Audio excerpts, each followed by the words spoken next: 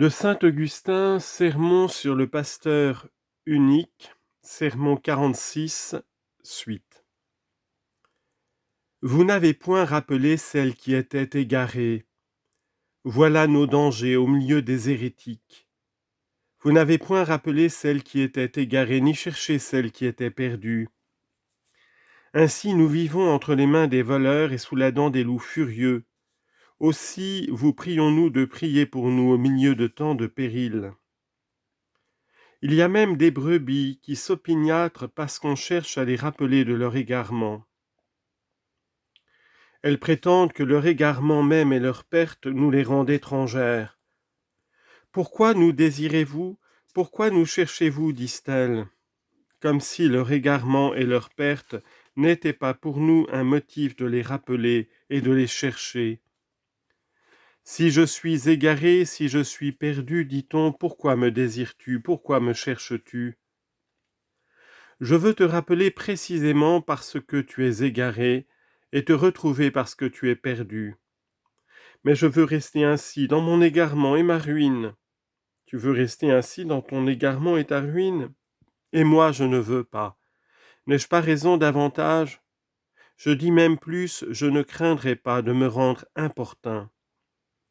J'entends en effet l'apôtre me crier, prêche la parole, insiste à temps et à contre-temps. 2 Timothée 4, 2. Près de qui à temps et à qui, et près de qui à contre-temps?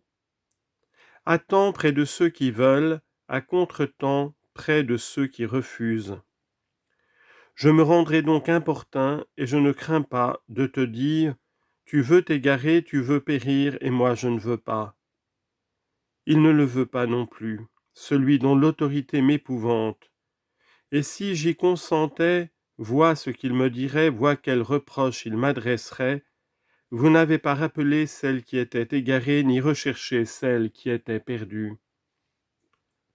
Te redouterais-je plus que lui? Ne faut-il pas que nous parissions tous devant le tribunal du Christ? 2 Corinthiens 5, 10. Je ne te crains pas, car tu ne saurais renverser ce tribunal et y substituer celui de Donat. Je rappellerai donc la brebis égarée, je rechercherai la brebis perdue. Que tu le veuilles ou ne le veuilles pas, voilà ce que je ferai. Et si dans ma course je suis déchiré par les épines des forêts, je saurai me rapetisser pour pénétrer partout. Je battrai tous les buissons, et si le Seigneur qui m'effraie me donne assez de force, j'irai de tous côtés, je rappellerai la brebis égarée, je chercherai la brebis perdue. Pour n'avoir pas à être importuné par moi, ne t'égare pas, ne te perds pas. Il ne suffit même pas que je sois attristé de ton égarement et de ta perte. Je crains qu'en prenant peu de soin de toi, je ne donne la mort aux brebis même vigoureuses. Écoute en effet ce qui suit, et vous avez fait mourir celle qui était robuste. Si je laisse à elle-même celle qui s'égare et se perd, il plaira bientôt à celle qui est robuste de s'égarer et de se perdre aussi. Je désire sans doute des conquêtes à l'extérieur, mais je crains plus encore des pertes intérieures. Si je me montre indifférent à ton égarement, ceux qui est fort me regardent et s'imaginent qu'il importe peu de tomber dans l'hérésie. Voit-on dans le monde quelque avantage à changer de religion? En considérant que je ne cours pas après toi, le chrétien même robuste me dit aussitôt pour son malheur, « Mais Dieu est là, comme ici. » Ces différences ne viennent que d'esprits querelleurs, il faut adorer Dieu partout. Qu'un donatiste vienne à lui dire « Je ne te donnerai pas ma fille si tu n'entres pas dans mon parti », il est nécessaire qu'il puisse répondre « Ah, s'il n'y avait point de mal à en être, nos pasteurs ne parleraient pas tant contre lui, ils ne feraient pas tant pour préserver de ses erreurs. » Et si nous cessions, si nous nous taisions, on dirait au contraire « Si c'était mal d'être du parti de Donat, nos pasteurs parleraient contre ce parti, ils en montreraient le danger, ils travailleraient à en retirer, ils rappelleraient ces brebis égarées, ils rechercheraient ces brebis perdues. » C'est ainsi qu'après avoir dit précédemment, vous avez tué les brebis grasses Il n'est pas inutile que le prophète répète ici en concluant « Et vous avez tué les fortes ». Ce ne serait qu'une simple répétition si le sens n'était fixé par ce qui précède. Vous n'avez pas rappelé celles qui étaient égarées, ni cherché celles qui étaient perdues. Et en agissant ainsi, vous avez tué les fortes. Aussi écoute ce que produit la négligence de ces mauvais, ou plutôt de ces faux pasteurs. Et mes brebis ont été dispersées parce qu'elles sont sans pasteur, et elles sont devenues la proie de tous les animaux des champs. Quand les brebis ne demeurent pas autour du berger, elles sont enlevées bientôt par le loup qui guette, ravies par le lion qui rugit. Il y a bien là un pasteur, mais ce n'en est pas un pour ces êtres malfaisants. C'est un pasteur qui n'est pas pasteur, un pasteur qui se paie lui-même sans paître les brebis. Aussi s'égarent-elles pour leur malheur, elles se jettent au milieu d'animaux qui les dévorent et qui cherchent à se rassasier de leur sang. Tels sont les hommes qui se félicitent des égarements d'autrui. Ce sont des animaux qui vivent du sang des brebis dispersées. Et mes brebis ont été dispersées et elles se sont égarées sur toutes les montagnes et sur toutes les hautes collines. Les bêtes des montagnes et des collines désignent l'arrogance de la terre et l'orgueil du monde. L'orgueil de Dana s'est enflé et il s'est fait un parti. Parménien l'a suivi, il a confirmé le mal. L'un est la montagne, l'autre est la colline. Ainsi en est-il de tout hérésiarque vainement enflé. Il promet aux brebis le repos et de bons pâturages. Quelquefois, il est vrai, elles y trouvent des aliments produits par la pluie du ciel et non par la sécheresse de la montagne. Car ces sectes égarées possèdent aussi les Écritures et les sacrements mêmes, ce qui n'appartient pas aux montagnes et s'y rencontre néanmoins. On fait mal toutefois en y demeurant, car en errant sur les montagnes et dans les collines, on s'éloigne du troupeau, on s'éloigne de l'unité, on s'éloigne des troupes armées contre les loups et les lions. Que Dieu donc les en retire, qu'il les en retire lui-même. Bientôt, vous l'entendrez les rappeler. Mes brebis, dit-il, se sont égarées sur toutes les montagnes et sur toutes les collines, c'est-à-dire sur toutes les folles élévations de l'orgueil du monde. Car il y a aussi de saintes montagnes. J'ai élevé mes regards vers les montagnes, d'où viendra le secours. Apprends toutefois que tu ne dois pas mettre ton espoir en ces montagnes. Mon secours, est-il écrit, viendra du Seigneur qui a fait le ciel et la terre. Psaume 120, versets 1 et 2. Ne crois pas outrager ces saintes montagnes lorsque tu dis « Mon secours viendra non des montagnes, mais du Seigneur qui a fait le ciel et la terre ».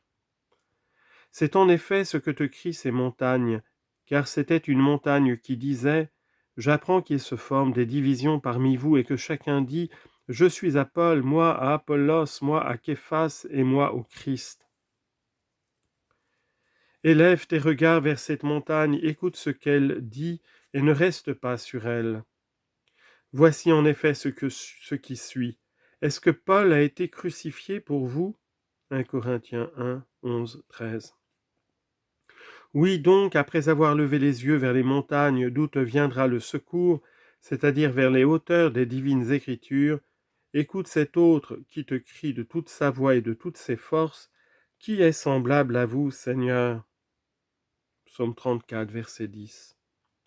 Et sans crainte aucune d'injurier ces montagnes, tu diras, « Le secours me vient du Seigneur qui a fait le ciel et la terre. » Non seulement tu ne seras pas blâmé par ces montagnes, elles t'en aimeront et te favoriseront davantage, au lieu qu'elles s'attristeront si tu places en elles ton espoir. Un ange montrait à un homme un grand nombre de divines merveilles, et levant en quelque sorte ses regards vers la montagne, cet homme l'adorait. Mais détachant de sa personne et conduisant au Seigneur, l'ange répondit « Garde-toi de le faire, adore Dieu, car je suis serviteur comme toi et comme tes frères. » Apocalypse 22, 9. Elles se sont dispersées sur toutes les montagnes, sur toutes les collines et sur toute la surface de la terre. Que signifie « elles se sont dispersées sur toute la face de la terre » Elles s'attachent à tout ce qui est terrestre, à tout ce qui brille sur la face de la terre. Elles convoitent et aiment tout cela. Elles ne veulent pas de cette mort qui rendrait leur vie cachée en Jésus-Christ. Sur toute la face de la terre, parce qu'elles aiment les choses terrestres et parce que dans tout l'univers, il y a des brebis égarées. Non que chaque secte hérétique soit répandue partout, mais il y a partout des sectes hérétiques. Les unes occupent un pays, les autres un pays différent. Il n'est point de contrée où il n'y en ait. Elles-mêmes ne se connaissent pas toujours.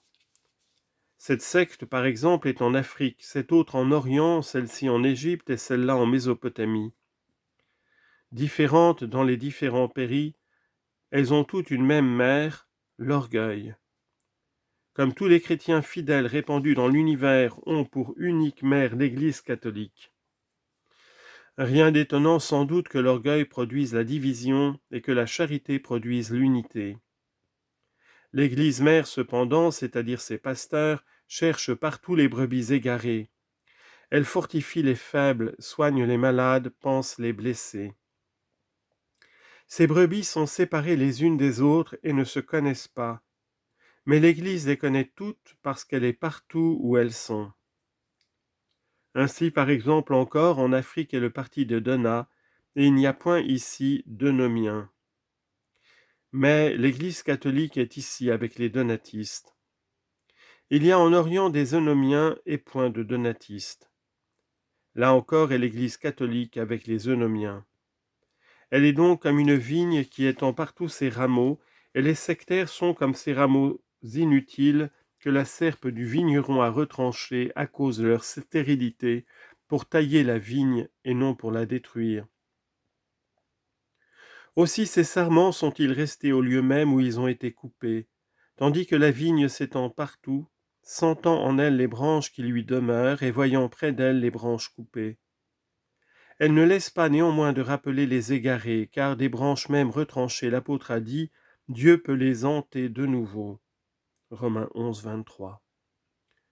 Soit donc que tu compares les sectaires à des brebis écartées du troupeau, ou à des rameaux séparés du cep, Dieu n'est pas moins capable de rappeler ses brebis que d'entrer de nouveau ses rameaux, car il est le pasteur suprême et le vrai vigneron. Elles ont été dispersées sur toute la face de la terre, et il n'y avait personne pour les rechercher, personne pour les rappeler. Personne parmi ces mauvais pasteurs, personne, aucun homme pour les rechercher. Écoutez donc la parole de Dieu, ô pasteur, je vis, dit le Seigneur Dieu. Remarquez ce commencement, cette affirmation de sa vie est comme le serment de Dieu. Je vis, dit le Seigneur. Les pasteurs sont morts, mais les brebis peuvent être tranquilles. Le Seigneur est vivant. Je vis, dit le Seigneur Dieu, et quels pasteurs sont morts? Ceux qui cherchent leurs intérêts et non ceux de Jésus-Christ. Philippiens 3, 21. Il y aura donc, et l'on verra des pasteurs qui chercheront les intérêts de Jésus-Christ et non les leurs. Oui, il y en aura et on les connaîtra. Il n'en manque pas aujourd'hui et il n'en manquera pas. Examinons donc ce que prétend le Seigneur en disant qu'il est vivant. Dit-il qu'il ôtera les brebis aux mauvais pasteurs qui se paissent au lieu de les paître et qu'il les confiera à de bons pasteurs, à des pasteurs qui les paîtront au lieu de se paître? Je vis, dit le Seigneur Dieu, parce que mes brebis sont devenues la proie de tous les animaux des champs, vu qu'elles étaient sans pasteur. Il a déjà fait entendre ce mot de pasteur au singulier, il le répète ici. C'est que pour ces brebis égarées misérablement et misérablement perdues, il n'y a point de pasteur fût-il près d'elles, comme la lumière, si présente qu'elle soit, n'est pas lumière pour les aveugles. Et ces pasteurs n'ont pas recherché mes brebis, ils se paissaient eux-mêmes et ne paissaient pas mes brebis. C'est pourquoi écoutez, pasteur, la parole du Seigneur. À quel pasteur s'adresse-t-il? Voici ce que dit le Seigneur Dieu. Je viens moi-même vers ces pasteurs, et je redemanderai mes brebis à leurs mains. Troupeau de Dieu, écoutez et retenez. Le Seigneur redemande ses brebis aux mauvais pasteurs, et de leurs mains il redemandera leur sang. Car il dit ailleurs, par la bouche du même prophète, « Fils d'homme, je t'ai établi sentinelle pour la maison d'Israël. Je te parlerai et tu leur annonceras mes paroles. Quand je dirai au pécheur, tu mourras de mort, si tu n'engages pas à se retirer de sa voie, le coupable mourra dans son crime, mais je redemanderai son sang à ta main. Si au contraire tu engages ce coupable à s'écarter de sa voie et qu'il ne s'en écarte pas, il mourra dans son crime et tu auras délivré ton âme. Voyez-vous, mes frères, voyez-vous combien il est dangereux de se taire? Ce coupable meurt et il meurt justement.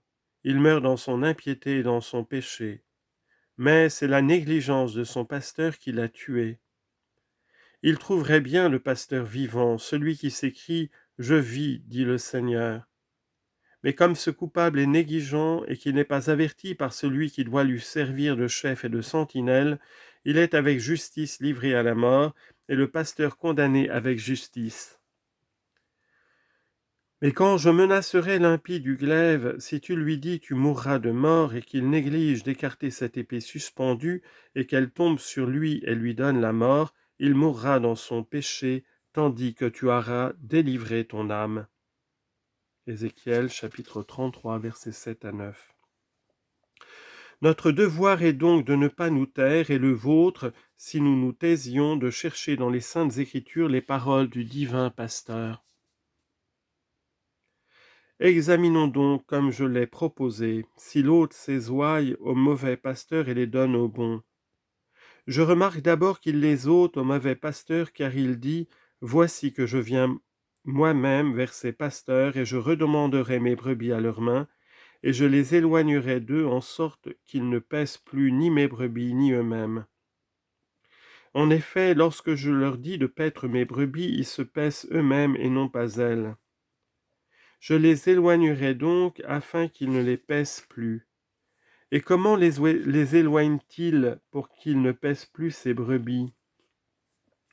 Faites ce qu'ils disent et gardez-vous de faire ce qu'ils font. Matthieu 23, 3. Comme si nous lisions, ils disent ce qui vient de moi, ils font ce qui vient d'eux. S'il y avait fait tranquillement ce qu'ils font, je les condamnerais pour leur mauvaise vie, mais je vous épargnerai parce que vous n'avez fait que suivre vos guides. Si Dieu parlait ainsi, il intimiderait seulement ces pasteurs mauvais qui ne pèsent qu'eux-mêmes. Mais il menace également le guide aveugle et l'aveugle qui le suit. Il ne dit pas « le guide aveugle tombe dans la fosse sans que s'y précipite celui qui le suit ». Il dit « quand un aveugle conduit un aveugle, ils tombent l'un et l'autre dans l'abîme ». Matthieu 15, 14. C'est pourquoi il donne à son troupeau ces avertissements « Faites ce qu'ils disent, gardez-vous de faire ce qu'ils font ». Quand vous ne faites pas ce que font ces mauvais pasteurs, ce n'est pas eux qui vous paissent, mais c'est moi qui vous paie lorsque vous faites ce qu'ils disent, car ce qu'ils disent vient de moi, bien qu'ils ne le fassent pas. Nous sommes sans inquiétude, dit-on, parce que nous suivons nos évêques. C'est ce que répètent souvent les hérétiques lorsqu'ils sont manifestement convaincus par la vérité. Nous ne sommes que des brebis, ils rendront compte de nous. Oui, ils rendront malheureusement compte de votre mort. Le mauvais pasteur rend malheureusement compte de la mort d'une brebis mauvaise. Il montre en quelque sorte sa dépouille. Cette brebis en est-elle plus vivante? On reproche au pasteur de n'avoir pris aucun souci de la brebis égarée, laquelle pour ce motif s'est jetée à la gueule du loup pour en être dévorée. Que lui sert d'en apporter la peau avec les signes qui la distinguent? C'est de la vie de sa brebis que s'inquiète le père de famille. Au lieu de cela, le mauvais pasteur lui en rapporte la peau. Qu'il rende compte de cette peau. Osera-t-il mentir? Mais le juge a tout vu du haut du ciel. En vain on essaiera près de lui un langage trompeur, il connaît les pensées. C'est de la peau de cette brebis qu'il a laissé mourir que ce mauvais pasteur est obligé de rendre compte. Je lui ai fait entendre vos paroles, elle a refusé de s'y montrer docile. J'ai pris soin de l'empêcher de s'écarter du troupeau, elle ne m'a pas obéi. Parler de la sorte, si ce langage était vrai, et Dieu sait qu'il est vrai, ce serait assurément se bien défendre de la perte d'une brebis mauvaise.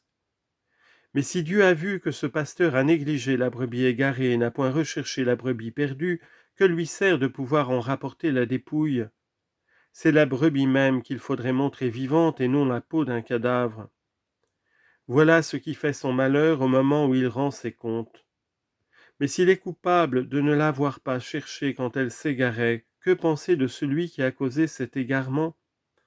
En d'autres termes, si, pour n'avoir pas recherché la brebis qui s'éloignait du divin troupeau, l'évêque qui demeure catholique doit être condamné, que deviendra l'hérétique, puisque, loin d'avoir appelé cette brebis errante, il l'a jetée dans l'erreur? Examinons enfin, comme je l'ai dit, de quelle manière Dieu ôte les brebis au mauvais pasteur.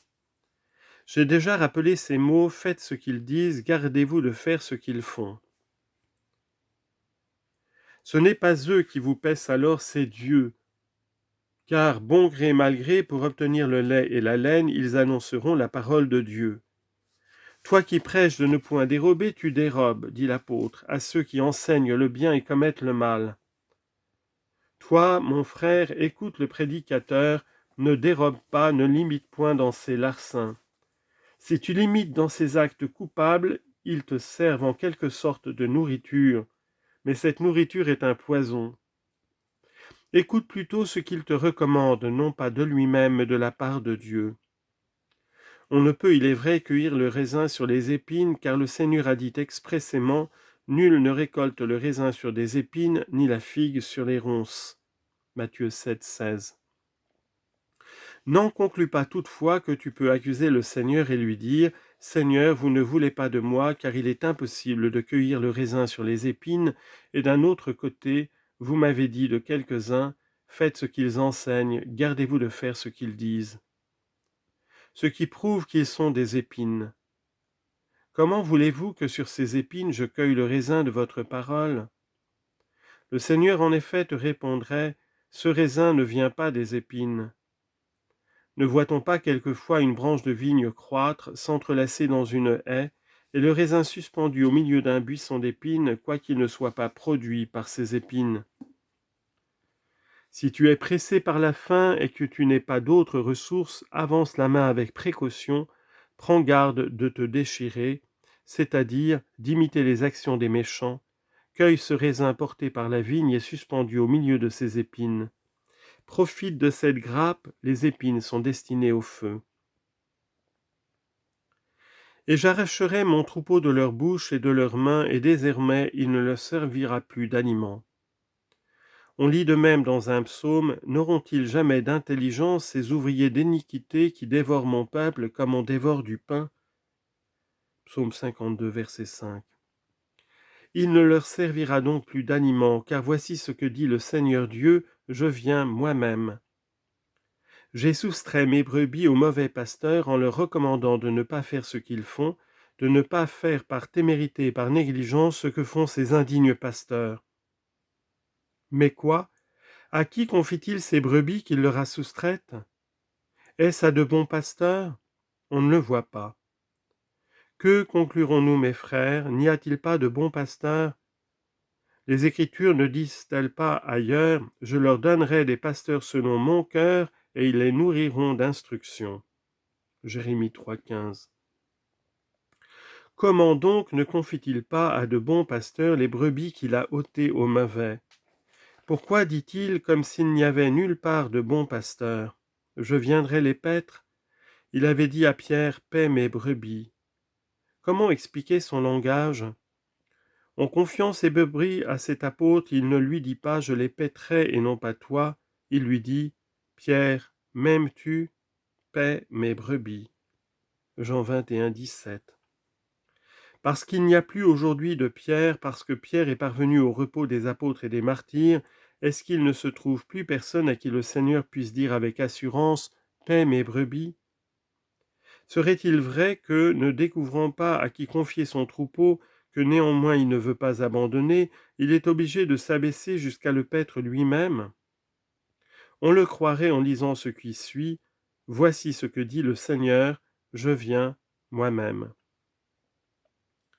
Nous lui disions, écoutez-nous, ô pasteur d'Israël, vous qui conduisez comme un troupeau Joseph.